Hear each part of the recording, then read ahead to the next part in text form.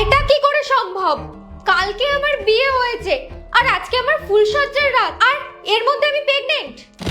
আরে বেবি, আর কতক্ষণ লাগবে? অনেকক্ষণ হলো তো গিয়েছো। হ্যাঁ আসছি, ওই একটু ফ্রেশ হচ্ছি আমি। আচ্ছা ঠিক আছে, আমি বাইরে ওয়েট করছি, তাড়াতাড়ি এসো। উফ, বাঁচলাম। কিন্তু এটা কি করে হলো? এটা মনে হচ্ছে ওই হারামিটারই কাজ। তুমি এক নম্বরে হারামি। আরে কি হয়েছে?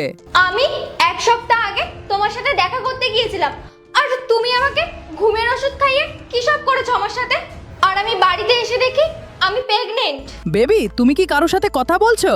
না না, আমি ওই গান করছি। তাড়াতাড়ি বাইরে এসো, আর কত ওয়েট করাবে?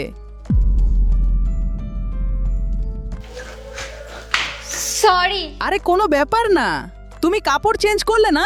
এখনই করছি। আরে দরকার নেই, সেই তো একটু পরেই।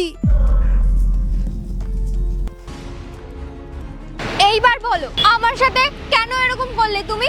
এবার আমি এই বাচ্চাটাকে নিয়ে কি করব? তোমার কিছু করতে হবে না, যা করার আমি তোমার বিয়ের এক সপ্তাহ আগে করে দিয়েছি, আর তোমার বর এখন বুঝতে পারবে এই বাচ্চাটা অন্য কারো। তুমি এটা কেন করলে?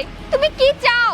এটা আমি তোর সাথে আমি এই কারণেই করেছি, যেন তুই আমাকে তোর বিয়ে গয়নাগুলো দিয়ে দিস। তুই যদি না দিস তাহলে তোর বরকে আমি সব বলে দিব। তোমার ভয় পাওয়ার দরকার নেই, তোমার অ্যাবর্শন আমি করব। তো বন্ধুরা, তারপরে কি হয়েছিল তা দেখার জন্য কমেন্টে পার্ট 2 লিখে দাও।